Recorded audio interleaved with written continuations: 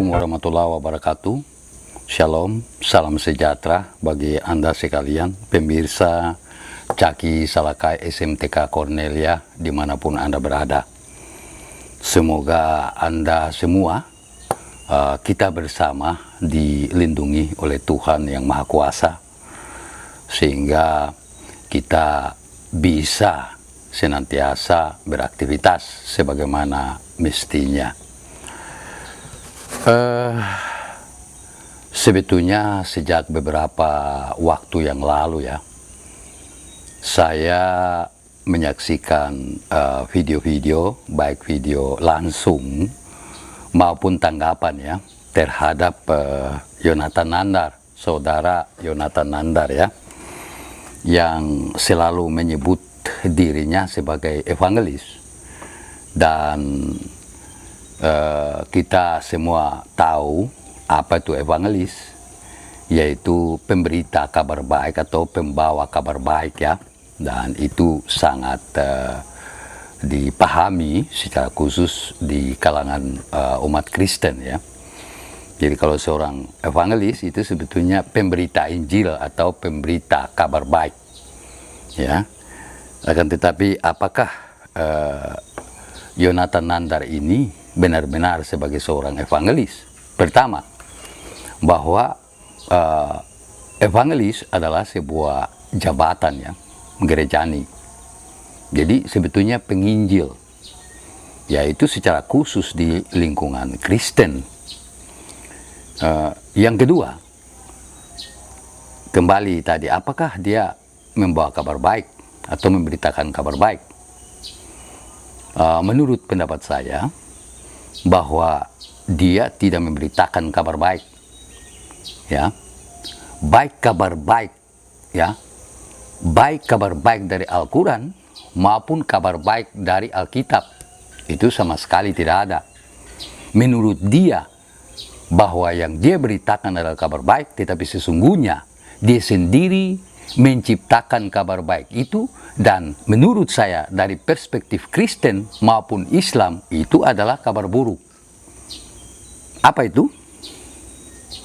Ya, sebagaimana mungkin saudara-saudara sudah menyaksikan videonya tentang pernikahan Yesus dan Maria Magdalena ya. Itu di video itu pernikahan Yesus dengan Maria Magdalena sebagai satu pernikahan yang sangat romantis ya. Itu yang sampaikan oleh Yonatan Nandar ya. Sebetulnya itu film Da Vinci Code ataupun The Last Temptation of Christ. Ya, dia sangat ngotot sampai dengan yang terakhir perdebatannya dengan bersama siapa itu, Rudy Yohanes ya, sang debaters. Dia sangat ngotot bahwa Yesus atau Isa Al-Masih itu menikah. Apa dasar dia? Jadi kita lihat bagaimana dasar biblisnya. Pertama, yaitu Al-Quran. Menurut dia ya, Al-Quran berbicara tentang Isa Al-Masih atau Yesus Kristus itu menikah ya, itu pada surat Ar-Ra'd ya, surat Ar-Ra'd atau surat 13 ayat 38 ya, yang terjemahannya dalam bahasa Indonesia sebagai berikut. Dan sesungguhnya kami telah mengutus beberapa rasul sebelum kamu, dan kami memberikan kepada mereka istri-istri dan keturunan. Dan tidak ada hak bagi seorang rasul mendatangkan sesuatu ayat atau mujizat, melainkan dengan izin Allah. Bagi tiap-tiap masa ada kitab yang tertentu. Ya.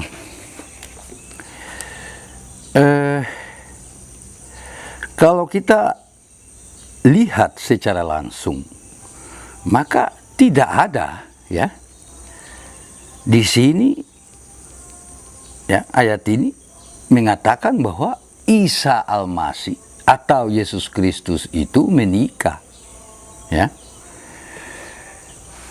Lalu kita coba untuk melihat beberapa tafsiran, ya.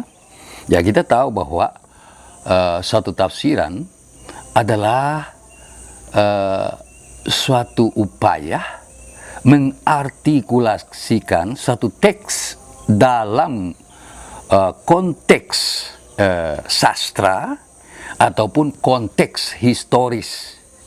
Jadi bagaimana pengertian yang paling dekat, bahkan paling tepat, ya, atau paling sesuai secara tekstual maupun kontekstual.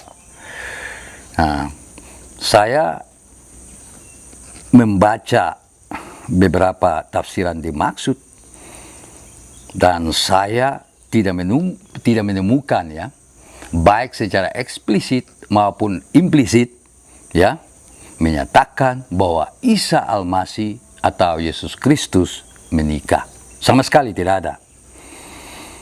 Ya.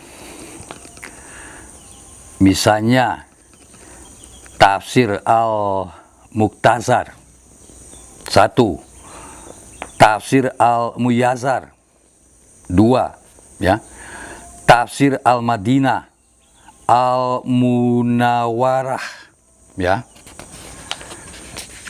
Kemudian tafsir Subdatut atau tafsir Min Fathil Qadir, ya.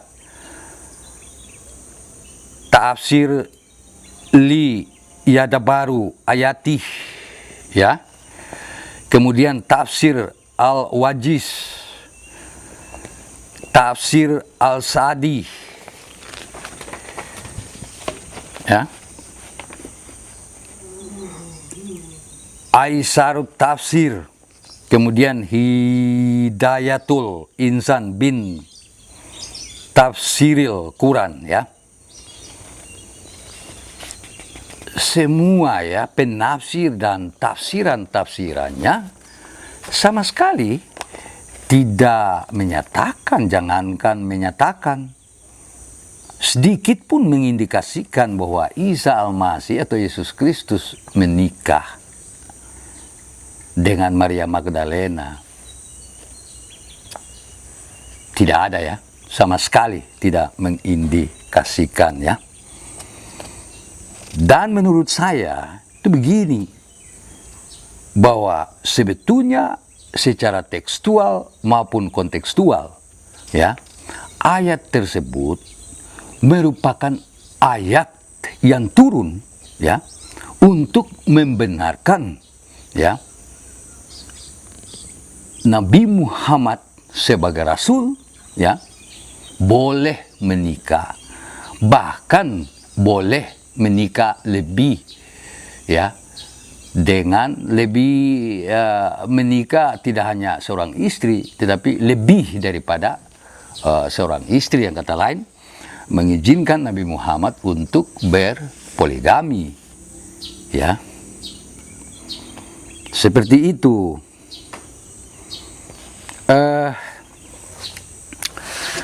Kalau Nandar berpatokan, ya, kita baca kembali bahwa dan sesungguhnya kami telah mengutus beberapa rasul sebelum kamu dan kami memberikan kepada mereka istri-istri dan keturunan, ya. Kalau dia berpatokan pada itu, pertanyaannya, dia tahu tidak, ya, beberapa rasul yang dimaksud?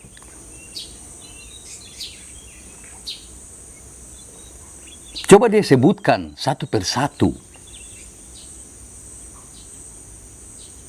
Rasul-rasul mana yang menikah? Dan berikut, kalau di sini disebutkan ya bahwa kami telah mengutus beberapa rasul sebelum kamu dan kami memberikan kepada mereka istri-istri dan keturunan. Artinya tidak semua rasul ya itu beristri, menikah, bahkan tidak semua rasul itu kawin. Ya. Jadi kalau dia berdasarkan ayat ini ya, Yonatan Nandar berdasarkan ayat ini dan menyimpulkan bahwa Isa Al-Masih atau Yesus Kristus menikah, bahkan menikah dengan Maria Magdalena, maka menurut saya dari sisi tafsiran atau ilmu tafsir, Yonatan Nandar sangat keliru. Ya. Tuh. Itu dasar Al-Quran. Saya pikir tidak ada satupun hadits ya yang mendukung pendapat Yonatan Nandar bahwa Isa Al-Masih atau Yesus Kristus itu menikah dengan Maria Magdalena. Tidak ada satu hadits pun yang mendukung pendapat Yonatan Nandar. Ya. Baik, itu dari sisi Al-Quran, hadits, dan dalam iman Islam ya. Sekarang dasar Alkitab. Ya, Yonatan Nandar berusaha untuk ada ayat-ayat ataupun kitab-kitab tertentu ya yang sebetulnya itu apokrif ya, tidak masuk dalam kanon Alkitab atau Alkitab, kitab-kitab yang resmi ya, sebagai bagian daripada kitab suci orang Kristen. Dia bilang itu anak hasil perkawinan pernikahan Yesus dengan Maria Magdalena itu adalah Justus. Ini kan sangat aneh, sembarangan dia ini ya. Tidak punya dasar Alkitab. Dia berusaha untuk menggeneralisir sesuatu sama seperti Al-Quran. Tidak pernah mengatakan bahwa Isa Al-Masih atau Yesus Kristus itu menikah, kawin menikah.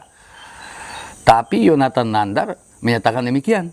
Begitu pula dia berusaha ya untuk membelokkan Alkitab itu sesuai dengan keinginannya, sesuai dengan pengertiannya. Bukan berusaha menyelami Alkitab. Ya, bagaimana pemikirannya itu disesuaikan dengan pandangan Alkitab, melainkan dia berusaha membengkokkan Alkitab, ya, untuk sesuai dengan cara berpikirnya sendiri. Ya. Jadi tidak ada ya secara biblis ya, baik Al-Quran maupun Alkitab tidak bisa ya, tidak mendasari Yonatan Nandar. Dengan kata lain, upaya Yonatan Nandar untuk mendasarkan dirinya atas Al-Quran maupun Alkitab ya sia-sia ya.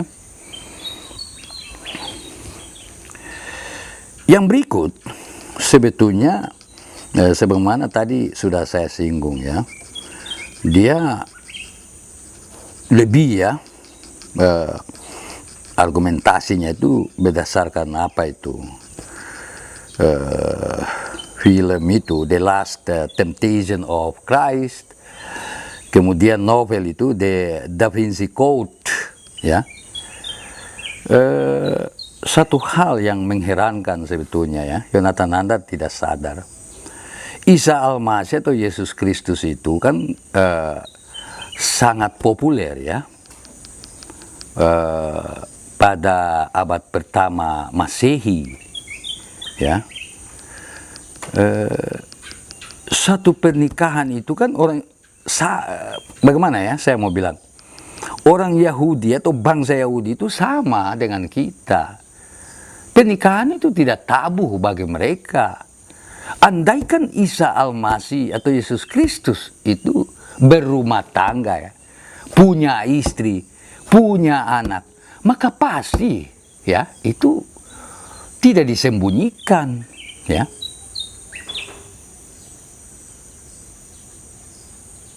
Bayangkan ketika dia harus disidang atau diadili, lalu pada akhirnya diputuskan untuk disalibkan, ya.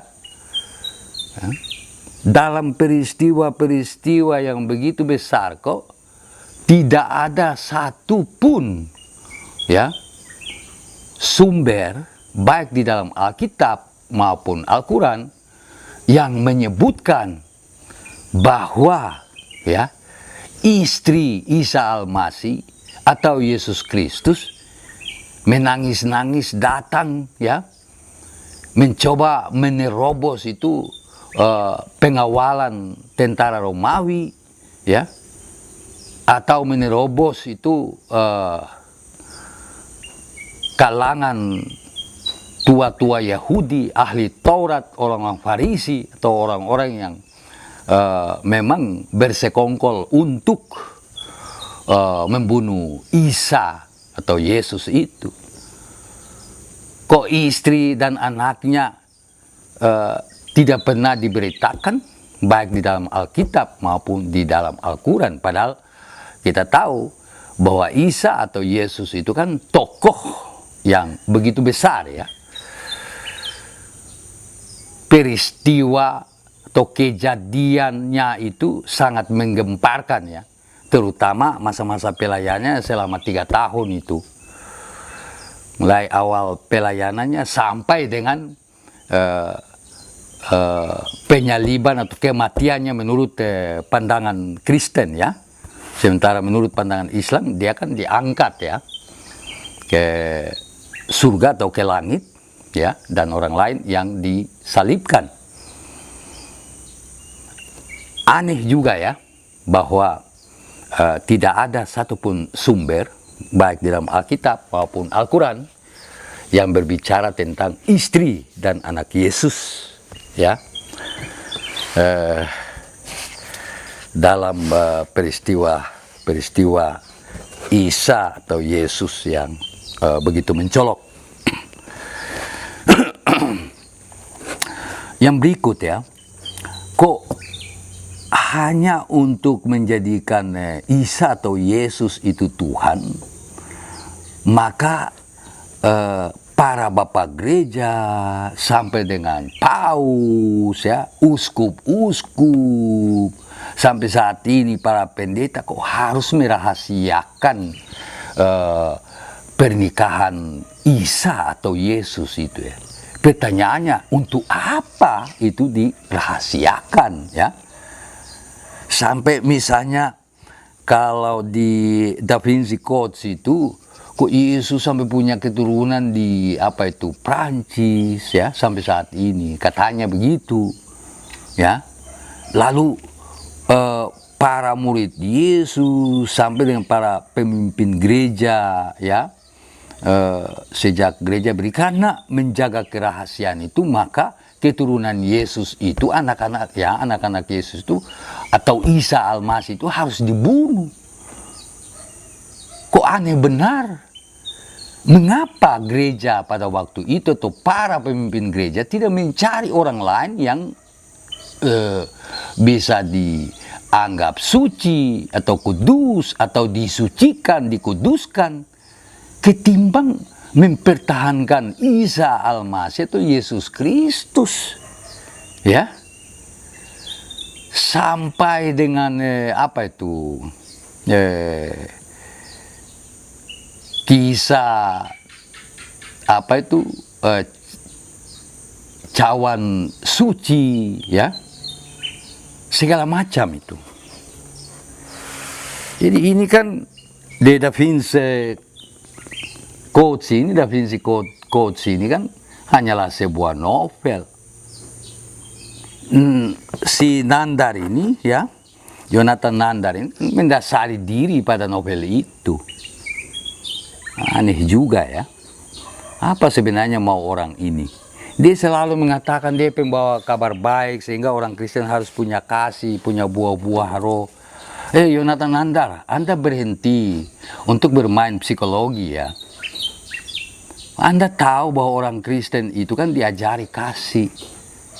Sehingga Anda begitu enak ya. Setelah Anda menikah menyakiti mereka, Anda mengatakan bahwa orang Kristen itu harus punya kasih, harus punya buah-buah roh, harus punya kesabaran. Oh ya, orang Kristen tetap bersabar. Tetapi Anda sendiri sebenarnya apa? Ya.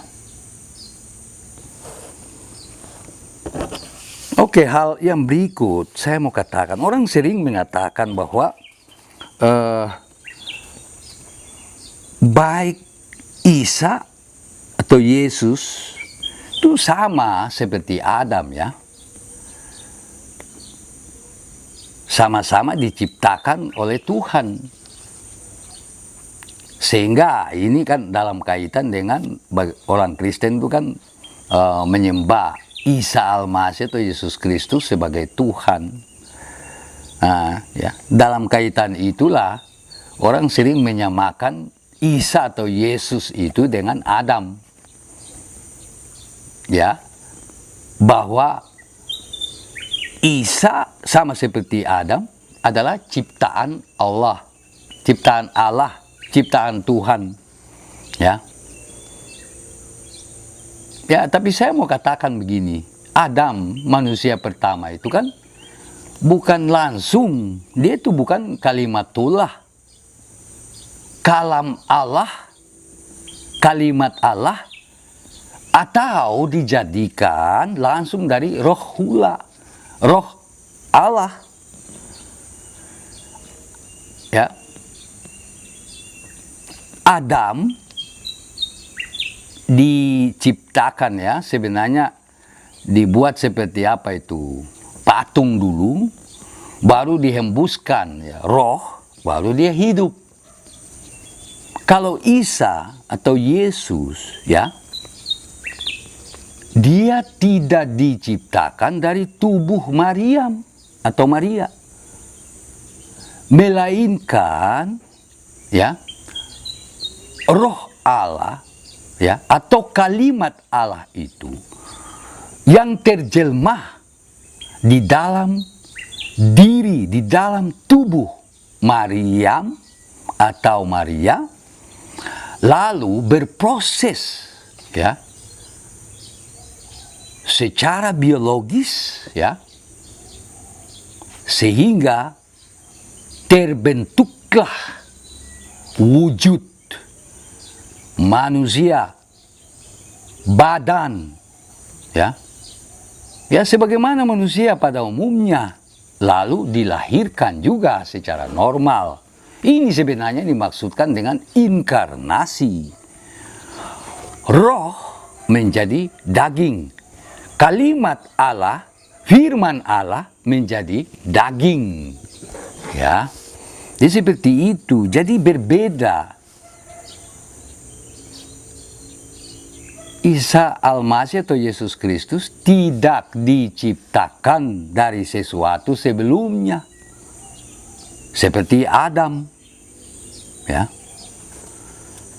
kalaupun dikatakan bahwa di dalam Islam ya, dikatakan bahwa dia adalah ciptaan Tuhan, ciptaan Allah, toh kejadiannya berbeda daripada kejadian Adam. Oleh karena lain kejadiannya, ya, kalau Adam itu kan diciptakan, kemudian Tuhan menciptakan Hawa, lalu langsung dipasangkan dengan Adam, jadilah mereka suami istri. Yaitu harus dilihat dari kejadiannya atau keterciptaannya. Kalau Isa Al-Masih atau Yesus Kristus, karena proses kejadian ya dari pandangan Islam, proses keterciptaannya itu berbeda sama sekali, maka berdasarkan itu dia tidak kawin ataupun beristri, ya. Kenapa? Karena memang kejadiannya bukan untuk itu. Dia adalah kalimat Allah, Roh Allah, ya, yang menjadi manusia, ya, dalam proses biologis, ya, di dalam tubuh Maryam atau Maria, ya. Jadi Adam punya istri Hawa, ya. Isa Al-Masih tidak beristri, tidak kawin, karena dia bukanlah hasil persetubuhan. Dia bukan seperti kita yang hasil perkawinan, hasil persetubuhan dari orang tua kita, kedua orang tua kita, ya. Tidak. Baik Alkitab maupun Al-Quran, Al-Quran maupun Alkitab tidak mengatakan bahwa Isa Al-Masih atau Yesus Kristus punya ayah biologis. Tidak ada itu.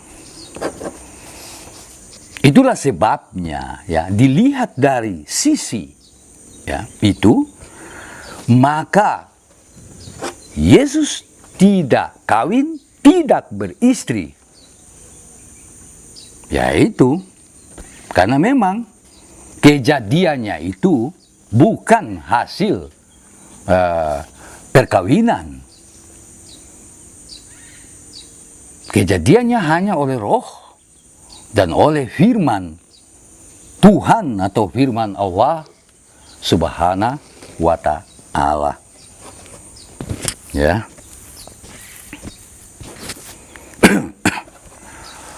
Yang berikut, kehadiran Isa Al-Masih atau Yesus Kristus sebetulnya membawa misi, ya, penyelamatan. Ya, memang ada yang mengatakan bahwa termasuk juga siapa itu Zakir Naik, ya. Dia ketika ditanya mengapa Isa, ya, dalam kaitan dengan Nabi Muhammad kan mati, ya, ada kuburannya. Sedangkan Nabi Isa kok harus terangkat, ya, diangkat oleh Tuhan, ya, diangkat oleh Allah ke langit. Nah, lalu jawaban dari Zakir Naik, ya, Zakir Naik mengatakan bahwa, ya, dia diangkat, kemudian dia akan datang, ya, kedatangan yang kedua kali itu untuk mengkonfirmasi, ya, kepada orang Kristen bahwa sebetulnya dia bukan Tuhan. Akan tetapi jawaban seperti ini, kalau saya lihat di video itu banyak, ya, wajah yang tidak puas. Orang Islam sendiri sebenarnya tidak puas, ya, jawaban itu. Hanya untuk mengkonfirmasi kok Allah Subhanahu wa Ta'ala harus mengangkat Isa atau Yesus Kristus itu ke langit. Lalu, ya, kenapa tidak dimatikan saja sekalian, ya, agar supaya orang Kristen itu tidak menjadikan dia Tuhan? Kok harus diangkat, kemudian harus kembali lagi hanya untuk apa itu? Mengkonfirmasi atau menjelaskan kepada orang Kristen bahwa Anda menyembah saya selama ini itu Anda keliru, Anda salah. Kok hanya untuk itu? Kan? Saya kira tidak demikian. Baik Al-Quran maupun Alkitab menyaksikan bahwa dia datang kedua kali itu memang untuk menjadi hakim, ya, sekaligus raja atau khalifah. Itu sebenarnya. Bukan sekedar mengkonfirmasi tentang kesalahan atau kekeliruan penyembahan dia sebagai Tuhan. Ini yang saya mau katakan, sekalipun cukup jauh, tetapi berkaitan, ya, dengan pertanyaan mengapa Isa atau Yesus itu tidak kawin, bahkan tidak menikah, bahkan tidak kawin, ya. Ini soal kekudusan, kesucian. Ya, Bapak Ibu, saudara-saudari, kekudusan atau kesucian, ya, itu lebih bermakna kesendirian, ya, keterpisahan, sehingga pengudusan atau penyucian artinya, ya, pemisahan, penyendirian, atau kita katakan pengkhususan, ya. Jadi tidak seperti pada umumnya, ya. Ya, ini terkait dengan itu pengurapan, ya. Ya, Isa Al-Masih, Yesus Kristus itu kan sama artinya, ya. Artinya yang diurapi. Diurapi untuk apa? Ya. Untuk yang tadi saya katakan, misinya, ya. Kedatangannya ke dunia ini, ya. Dia lahir sebagai manusia, ya. Kita katakan berinkarnasi, ya. Menjadi daging, menjadi manusia, ya. Untuk misinya itu, saya katakan dia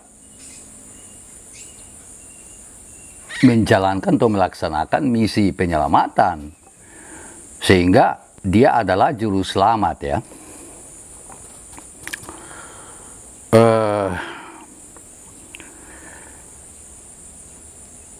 Sebagaimana disaksikan oleh Alkitab maupun Al-Quran, dia akan datang untuk yang kedua kali, ya. Itu saya katakan datang kedua kali itu menegaskan dirinya sebagai juru selamat, baik dalam pengertian, ya, sebagai hakim, ya, maupun sebagai pemerintah, khalifah atau raja, ya. Jadi proses kehakiman dalam arti pengadilan atau peradilan, ya, untuk menyelamatkan orang yang memang harus selamat, kan, yang benar kan harus selamat, begitu.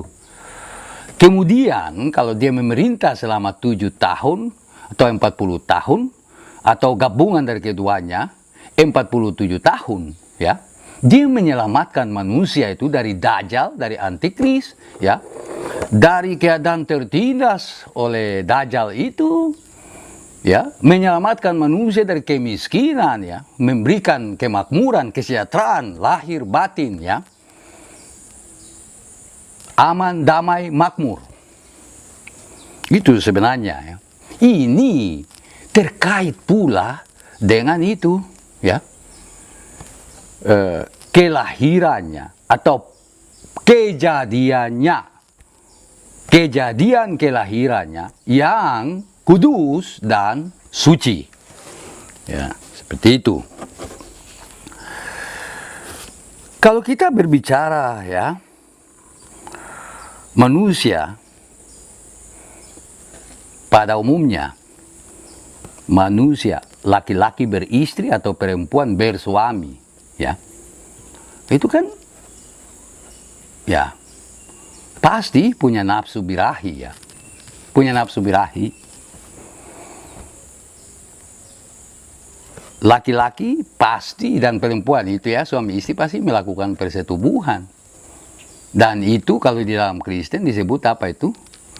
Cinta eros atau kasih eros, ya. Hubungan suami istri, hubungan biologis, ya. Dilandasi itu nafsu birahi, ya. Akan tetapi dalam pengalaman hidup kita manusia, ya, kita tidak selalu nafsu birahi, ya. Orang tidak mungkin nafsu setiap hari, iya kan? Baik suami maupun istri, laki-laki maupun perempuan. Banyak waktu yang digunakan untuk hal-hal yang lain, yang positif yang lain. tidak selalu orang tuh nafsu ya, setiap detik, menit, jam, hari, minggu, tahun. Itu tidak seperti itu. Maka Isa Al-Masih atau Yesus Kristus ya, pada tataran itu bukan dia tidak pahami situasi manusia, dia pahami.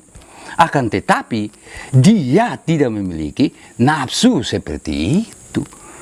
Dia sebagaimana kita pada saat ya tidak memiliki nafsu birahi. Itu yang secara konstan tetap ada pada dirinya. Sehingga bukan dia itu anti perempuan, ya. Bukan dia itu apa ya, gaya atau apa, tidak. Ya. Ada yang mengatakan, kan dia lapar, dia haus, sudah tentu. Dia juga pasti nafsu dan lalu diambil kesimpulan bahwa pasti dia juga beristri, ya, punya keinginan terhadap perempuan. Sekali lagi saya katakan, kita manusia ini saja, ya, yang punya istri atau istri punya suami, tidak setiap saat kita berada dalam keadaan nafsu birahi satu terhadap yang lain, ya. Yesus, Isa Al-Masih itu berada pada posisi sebagaimana kita, ya, tidak selalu dalam keadaan nafsu birahi. Dia tidak birahi, ya. Kenapa? Kembali lagi, dia bukan hasil persetubuhan, ya. Ya seperti itu. Kembali lagi, baik Al-Quran maupun Alkitab menyaksikan bahwa kejadian kelahirannya semata-mata oleh Roh Kudus atau kalimat Allah, ya, atau firman Allah. Itu. Hal berikut, ya, Yonatan Nandar ini kan dia katakan dia punya original teks yang menyatakan bahwa Isa Al-Masih atau Yesus Kristus itu punya istri, ya, menikah, kawin. Akan tetapi, bukankah original teks yang dia maksudkan itu kan sudah diuji di Amerika Serikat, ya, dengan mengukur karbon, ya, usia karbon itu dari papirus itu yang dia katakan, ya. Ya. Ternyata papirus itu tertanggal apa? Sekitar 4 abad sesudah Masehi, bahkan 8 abad sesudah Masehi. Sehingga Nandar sebetulnya yang dimaksudkan dengan original text, ya, ya mungkin teks itu asli, ya, tulisannya asli, akan tetapi papirus itu sendiri terlalu mudah, sehingga secara masuk akal kita bisa kaitkan dengan apa, kisah-kisah atau cerita-cerita yang tidak benar, ya. Ya. Tidak sesuai. Boleh kita katakan hanya isu-isu, bahkan upaya-upaya pada abad-abad itu, ya, untuk mendiskreditkan Isa Al-Masih atau Yesus Kristus. Ya. Jadi saya pikir Pak Yonatan Nandar, Anda sebaiknya berhenti untuk melakukan upaya-upaya yang membelokkan kebenaran Al-Quran, ya, maupun Alkitab, membelokkan kebenaran Islam maupun Kristen. Saya tidak tahu Anda pada posisi apa. Apakah Anda itu seorang Muslim atau seorang ya? Karena Anda bilang bahwa Anda itu seorang pembawa kabar baik, ya, pemberita kabar baik, penginjil atau evangelis. Anda mau disebut orang Kristen pun salah. Mau disebut seorang Muslim pun mungkin keliru, ya, kalau kita katakan Anda itu seorang Muslim. Mungkin lebih tepat ini Anda ini kan orang yang kacau dalam berpikir, ya. Anda sebetulnya hanya mengandalkan kemampuan Anda untuk membaca itu tulisan Ibrani, tulisan Arab, lalu Anda berpikir bahwa Anda itu sudah boleh ya mengartikulasikan sesuatu secara tepat, logis, ya, niscaya, ya. Anda tahu tong yang bunyi nyaringnya, ya. Orang kalau anak SD kalau disuruh ya, anak SD atau TK yang sudah bisa membaca, disuruh untuk membaca sebuah buku, misalnya buku fisika, dia akan membaca. Tapi coba tanya, dia mengerti, dia tahu, dia paham? Pasti dia tidak tahu, dia tidak mengerti, dia tidak paham, dia hanya membaca kok. Saya perhatikan Anda sering menguji orang itu dengan tahu tidak bahasa Yunani, Ibrani, ya, bahasa Arab. Anda punya cara pengujian keliru. Orang sebaiknya ditanyakan, mengerti, kemudian paham atau tidak.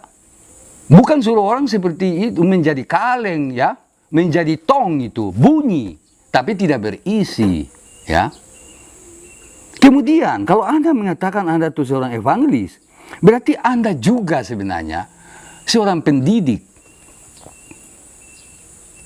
Apakah cara Anda itu mengandung nilai pendidikan?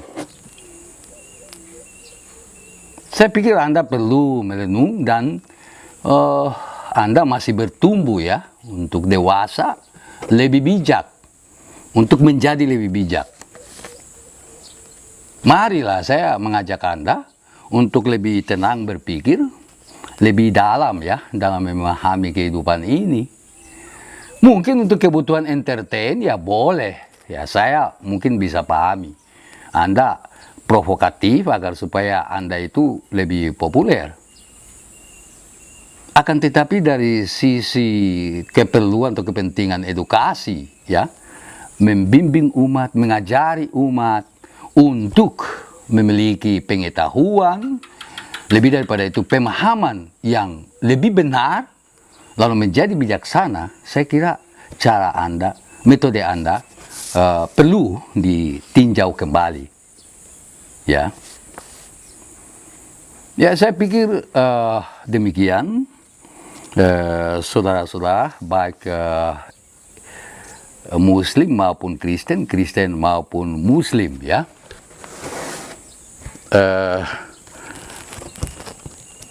Shalom, salam sejahtera. Assalamualaikum warahmatullahi wabarakatuh.